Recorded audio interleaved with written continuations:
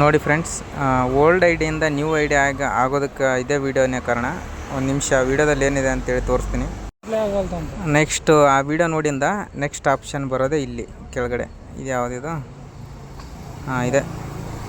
ಇದನ್ನು ಕ್ಲಿಕ್ ಮಾಡಿ ಇಲ್ಲಿದೆಯಲ್ಲ OPT ಇನ್ new ಅಂತೇಳಿ, ಇದನ್ನು ಓಕೆ ಮಾಡಿದ್ರೇ ನೆಕ್ಸ್ಟ್ ಮರುದಿನನೇ ನ್ಯೂ ಐಡಿ ಆಗೋದು. ಯಾರು ಇದನ್ನು ಓಕೆ ಮಾಡೋಕ್ಕೆ ಹೋಗಬೇಡಿ. ಯಾಕಂದರೆ ಇವಾಗ ನಂದು ನ್ಯೂ ಐಡಿ ಆಗಿದೆ, ಬೆಳಗ್ಗೆಯಿಂದ ಆರ್ಡರ್ ಮಾಡ್ತಾಯಿದ್ದೀನಿ. ಸರ್ಜ್ ಇಲ್ಲ, ಇಲ್ಲದೇ ಇರುವಾಗ ಅಮೌಂಟ್ ಯಾವ ಥರ ಕೊಡ್ತಾನೋ ಅದೇ ಥರನೇ ಕೊಡ್ತಾವನೆ. ಲಾಂಗ್ ಹೋದರೆ ರಿಟರ್ನ್ ಅಮೌಂಟ್ ಕೊಡ್ತಾಯಿಲ್ಲ. ಒಂದು ನಿಮಿಷ ನಿಮ್ಗೆ ಅರ್ನಿಂಗ್ ತೋರಿಸ್ತಾ ಇದ್ದೆ, ಅಂದರೆ ಫೋನ್ ಇದು ಬೇರೆಯವ್ರದ್ದು, ನನ್ನ ಫೋನಲ್ಲಿ ವೀಡಿಯೋ ಮಾಡ್ತಾಯಿದ್ದೀನಿ, ಹಂಗಾಗಿ ತೋರ್ಸೋಕ್ಕಾಗ್ತಾಯಿಲ್ಲ. ನೋಡಿ, ಇನ್ನೂ ಯಾರು ಈ ಥರ ನ್ಯೂ ಐಡಿಗೆ ಟ್ರೈ ಮಾಡಬೇಡಿ. ಆಮೇಲೆ ಕೆಲವೊಂದಿಷ್ಟು ದಿನ ಹೋಗಲಿ, ಅರ್ನಿಂಗ್ ಜಾಸ್ತಿ ಆದರೆ ಆವಾಗ ಮಾಡಿ, ಬೇಕಾದ್ರೆ ಪರವಾಗಿಲ್ಲ. ಹಾಯ್ ಸ್ನೇಹಿತರೆ, ವೆಲ್ಕಮ್ ಟು ನಮ್ಮ ಚಾನಲ್. ಮತ್ತೊಂದು ವಿಡಿಯೋಗೆ ಸ್ವಾಗತ. ನಾನು ನಿಮ್ಮ ಪ್ರೀತಿಯ ಶಂಕರ್. ವಿಷಯ ಏನಪ್ಪ ಅಂದರೆ, ನೀವು ಆಲ್ರೆಡಿ ಟೈಟ್ಲಲ್ಲಿ ತಮ್ಮನೇಲಿ ನೋಡಿದ್ದೀರಾ ಈ ಒಂದು ಸ್ವಿಗ್ಗಿ ಕಂಪ್ನಿ ಬಗ್ಗೆ ಈ ಒಂದು ವಿಡಿಯೋ. ಈ ಕಂಪ್ನಿಯವರು ಬರ್ತಾ ಯಾವ ರೀತಿ ನಮ್ಮ ಡೆಲಿವರಿ ಬಾಯ್ಸ್ನ ಯೂಸ್ ಮಾಡಿಕೊಂಡು ಡಸ್ಟ್ಬಿನ್ಗೆ ಬಿಸಾಕ್ತಿದ್ದಾರೆ ಅನ್ನೋದು ಈ ಒಂದು ವಿಡಿಯೋದಲ್ಲಿ ನಿಮಗೆ ಗೊತ್ತಾಗುತ್ತೆ.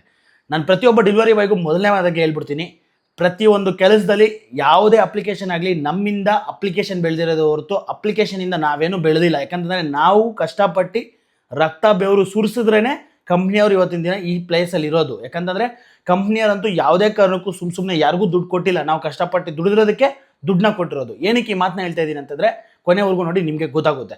ಅದಾದಮೇಲೆ ಈ ಕಂಪ್ನಿಯವ್ರಿಗೆ ಒಂದು ಮಾತು, ನಾನು ಆಗಲೇ ಹೇಳ್ದಂಗೆ, ನಮ್ಮ ಡೆಲಿವರಿ ಬಾಯ್ಸು ಪ್ರತಿಯೊಬ್ಬ ವ್ಯಕ್ತಿ ರಕ್ತ ಸುರಿಸಿ ಕಷ್ಟಪಟ್ಟು ದುಡಿದಿರೋದಕ್ಕೆ ಇವತ್ತಿನ ದಿನ ನೀವು ಈ ಒಂದು ಪ್ಲೇಸ್ ಆ್ಯಂಡ್ ಲೆವೆಲಲ್ಲಿ ಇರೋದು. ಇಲ್ಲ ಅಂತಂದರೆ ನಿಮ್ಮ ಪರಿಸ್ಥಿತಿ, ಇಲ್ಲಾಂದರೆ ನಿಮ್ಮ ಒಂದು ಸ್ಥಿತಿ ಯಾವ ರೀತಿ ಆಗ್ತಿತ್ತು ಅನ್ನೋದು ನಿಮಗೆ ಗೊತ್ತಿದೆ.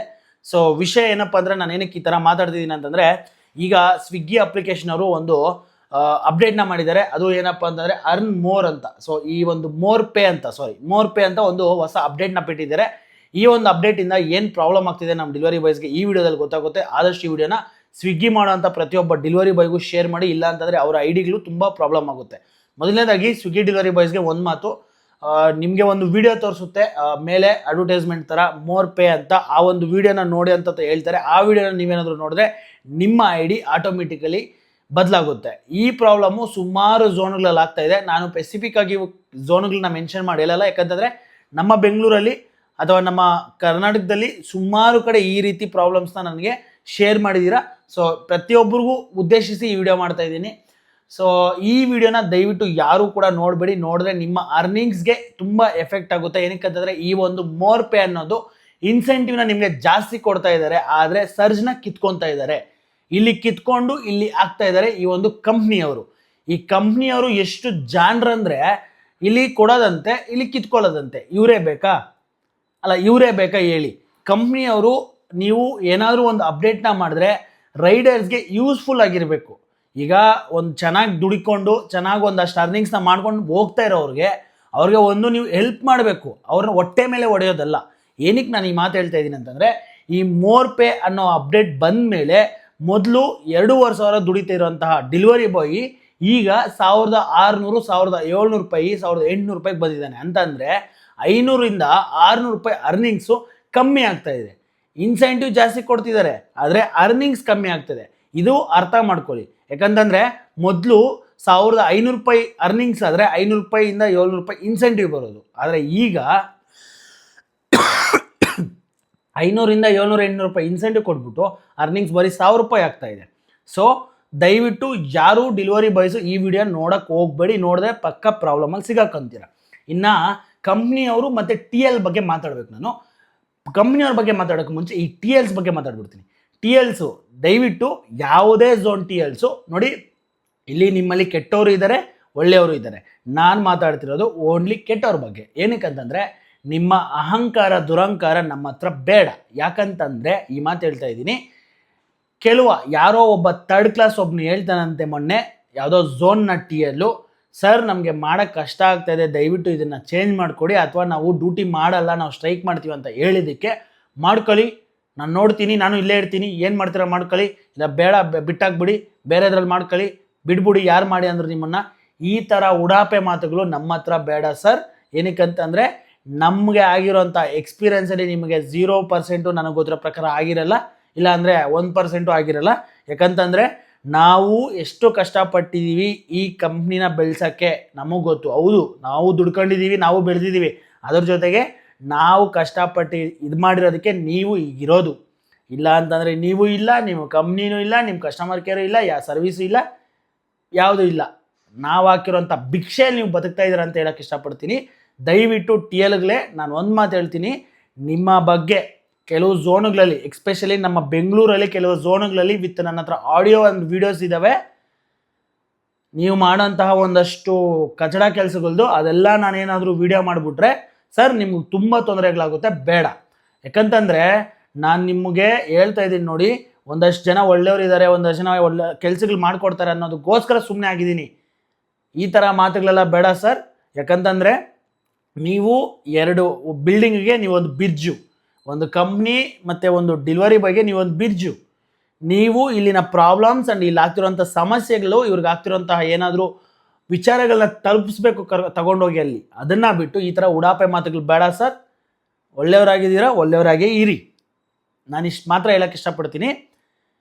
ಯಾರೇ ಆಗಲಿ ಸರ್, ಕಂಪ್ನಿಯಿಂದ ಹಿಡ್ಕೊಂಡು ಕಂಪ್ನಿಯಲ್ಲಿ ಕೆಲಸ ಮಾಡೋಂಥ TLA ಆಗಿರ್ಬೋದು ಅಥವಾ ಕಸ್ಟಮರ್ ಕೇರಿಂದ ಹಿಡ್ಕೊಂಡು ಪ್ರತಿಯೊಬ್ಬರು ನಾವು ಆಗ್ತಿರೋಂಥ ಭಿಕ್ಷೆನೆ ಅಂತಲೇ ಹೇಳೋಕ್ಕೆ ಇಷ್ಟಪಡ್ತೀನಿ ನಾನು. ಯಾಕಂತಂದರೆ ನಾವೇ ಕೆಲಸ ಮಾಡಿಲ್ಲ ಅಂತಂದರೆ ನಿಮ್ಗೆ ಎಲ್ಲಿ ಸಿಗ್ತದೆ ಅಲ್ವಾ? ಸೊ ದಯವಿಟ್ಟು ಪ್ಲೀಸ್ ರೆಸ್ಪೆಕ್ಟ್, ಪ್ಲೀಸ್ ಕರೆಕ್ಟಾಗಿ ಕೆಲಸ ಮಾಡಿ. ನಿಮ್ಮದೆಷ್ಟಿದೆ ಅಷ್ಟು ಮಾತ್ರ ಮಾಡಿ. ಅದನ್ನು ಬಿಟ್ಟು ಈ ಥರ ಉಡಾಪೆ ಮಾತುಗಳು ಬೇಡ. ಮಾಡಿದ್ರೆ ಅದ್ರ ಪರಿಣಾಮ ಬೇರೆ ಥರ ಇರ್ತದೆ. ಮುಂದಿನ ದಿನಗಳಲ್ಲಿ ಓಪನ್ ಅಪ್ ಆಗಿ ಹೇಳ್ತಿದ್ದೀನಿ, ದಯವಿಟ್ಟು ನಿಮ್ಮ ಕೆಲಸ ನೀವು ಮಾಡಿ. ನಾವು ಅದಕ್ಕೇನೂ ತೊಂದರೆ ಕೊಡಲ್ಲ, ನಾವು ಅದನ್ನೇನೂ ಪ್ರಶ್ನೆ ಮಾಡಲ್ಲ. ಯಾಕಂದರೆ ನಿಮ್ಮ ಕೆಲಸ ನೀವು ಮಾಡಿ, ಅದನ್ನು ಬಿಟ್ಟು ಈ ಥರ ಬೇಡ. ಓಕೆನಾ? ಆ್ಯಂಡ್ ಕಂಪ್ನಿಯವರು ನಿಮಗೆ ನೀವು ಬೆಳೆಯೋವರೆಗೂ, ನೀವು ಉದ್ಧಾರ ಆಗೋವರೆಗೂ, ನೀವು ಮೇಲೆ ಬರೋವರೆಗೂ ಡೆಲಿವರಿ ಬಾಯ್ಸ್ ಬೇಕು. ಡೆಲಿವರಿ ಬಾಯ್ಸ್ಗೆ ಹೆಂಗೆ ಬೇಕೋ ಹಂಗೆ ಕೊಡ್ತಿದ್ರಿ. ಆದರೆ ಈಗ ಹಂಗಿಲ್ಲ. ಈಗ ನಿಮ್ಮ ಇಷ್ಟಾಂಚರ, ನೀವು ಕೊಟ್ಟಿದ್ದನ್ನು ನಾವು ಮಾಡಬೇಕು, ಇಲ್ಲಾಂದರೆ ಬಿಟ್ಟು ಹೋಗಬೇಕು. ಈ ಥರ ಮಾತುಗಳು ಇದೆಂಥ ನ್ಯಾಯ ಸರ್? ಮೊದಲೆಲ್ಲ ನಾವೇನಾದರೂ ಒಂದು ID ಚೇಂಜ್ ಮಾಡ್ಕೊಬೇಕು, ಒಂದು ಝೋನ್ ಚೇಂಜ್ ಮಾಡಬೇಕು, ಒಂದು ಶಿಫ್ಟ್ ಚೇಂಜ್ ಮಾಡಬೇಕು, ಒಂದು ಏನೋ ಒಂದು ಚಿಕ್ಕದೊಂದು ಚೇಂಜ್ ಮಾಡಬೇಕು ಅಂತಂದರೆ ಆಫೀಸ್ಗಳಿಗೆ ದಿನಗಟ್ಟಲೆ ತಿರುಗಬೇಕು. ಸೋಮವಾರ ಬನ್ನಿ, ಮಂಗಳವಾರ ಬನ್ನಿ, ಬುಧವಾರ ಬನ್ನಿ. ಆದರೆ ಈಗ ಯಾಕೆ ಸರ್? ನಮ್ಮ ವಿತೌಟ್ ಪರ್ಮಿಷನ್, ನಮ್ಮ ಪರ್ಮಿಷನ್ ಇಲ್ದಿರ ಯಾವುದೋ ಒಂದು ವೀಡಿಯೋ ನೋಡಿ ಅಂತ ಹೇಳ್ಬಿಟ್ಟು ಆ ವಿಡಿಯೋ ನೋಡಿದ ತಕ್ಷಣ ನಮ್ಮ ID ಇನ್ಸೆಂಟಿವ್ ಚೇಂಜ್ ಆಗುತ್ತೆ ಅಂತಂದರೆ ನೀವ್ಯಾರು ಸರ್? ನಮ್ಮ ಪ್ರೆಸೆನ್ಸು, ನಮ್ಮ ಪರ್ಮಿಷನ್ನು, ನಮ್ಮ ಕನ್ಸರ್ನು, ನಮ್ಮ ವಿಚಾರಗಳ ನಮಗೆ ಗೊತ್ತಿಲ್ಲದ್ರೆ ನೀವು ಹೆಂಗೆ ಸರ್ ಚೇಂಜ್ ಮಾಡ್ತೀರಾ? ಇಲ್ಲ ಚೇಂಜ್ ಮಾಡಿದ್ರಾ? ಎಲ್ಲರಿಗೂ ಚೇಂಜ್ ಮಾಡಿದ್ರಾ? ಇಲ್ಲ, ಕೆಲವ್ರಿಗೆ ಮಾತ್ರ ಚೇಂಜ್ ಆಗ್ತಾಯಿದೆ. ಯಾಕೆ ಚೇಂಜ್ ಮಾಡ್ತಾ ಇದ್ದೀರಾ? ಏನು ಸಮಸ್ಯೆ ಆಗ್ತಾಯಿದೆ ನಿಮ್ಗೆ? ಅದರಲ್ಲಿ ಯಾವ ರೈಡರ್ಗೆ ಸಮಸ್ಯೆ ಆಗ್ತಾಯಿದೆ? ಈಗ ಕಂಪ್ನಿಯಲ್ಲಿ ಒಂದೇನೋ ಒಂದು ಇದೆ ಅಂತಂದರೆ ಅದೇನೋ ರೈಡರ್ಗೆ ಸಮಸ್ಯೆ ಆಗ್ತಿದೆ, ಅದು ಚೇಂಜ್ ಮಾಡಬೇಕು. ಯಾವ ರೈಡರ್ಗೂ ಸಮಸ್ಯೆ ಇಲ್ವಲ್ಲ ಅದರಿಂದ. ನಿಮ್ಮ ಕಂಪ್ನಿಗೆ ಹೆಂಗೆ ಅನುಕೂಲ ಆಗುತ್ತೆ, ನಿಮ್ಗೆ ಹೆಂಗೆ ಇಷ್ಟ ಆಗುತ್ತೋ ಅದನ್ನು ನೀವು ಕೊಟ್ಟರೆ ಅದನ್ನು ನಾವು ಮಾಡಬೇಕು. ನಮ್ಮ ಪೆಟ್ರೋಲು, ನಮ್ಮ ಗಾಡಿ, ನಮ್ಮ ಬಾಡಿ, ನಮ್ಮ ರಕ್ತ, ನಮ್ಮ ಬೆವರು ನಾವು ಸುರಿಸಿದ್ರೆ, ನಾವು ಕೆಲಸ ಮಾಡಿದ್ರೆ ನೀವು ಅಲ್ವಾ? ನೀವು ಕೊಡೋ ಥರ ನಾವು ಮಾಡೋಕ್ಕಾಗಲ್ಲ ಸರ್. ಬನ್ನಿ ಸರ್, ಪೆಟ್ರೋಲ್ ರೇಟ್ ಜಾಸ್ತಿ ಆಗೈತೆ, ಮೆಕ್ಯಾನಿಕ್ ಚಾರ್ಜಸ್ ಜಾಸ್ತಿ ಆಗೈತೆ. ಒಂದು ಹೇರ್ ಓಡಿಸ್ಬೇಕು ಅಂದರೆ ಮೊದಲು 2 ರೂಪಾಯಿ ಕೊಟ್ಟರೆ ಹೇರ್ ಹೊಡಿತಿದ್ರು ಸರ್, ಈಗ 10 ರೂಪಾಯಿ ಕೊಡಬೇಕು. ಹೌದಾ? ಸೊ ದಯವಿಟ್ಟು ಅರ್ಥ ಮಾಡ್ಕೊಳ್ಳಿ ನಿಮ್ಮ ಕಷ್ಟನ. ಅದನ್ನು ಬಿಟ್ಟು ಇಂಥ 3rd ಕ್ಲಾಸ್ TLsನ ಮುಂದೆ ಬಿಟ್ಟು ಈ ರೀತಿ ಮಾತಾಡೋಕ್ಕೆ ಹೋಗಬೇಡಿ. ಓಕೆ? ದಯವಿಟ್ಟು.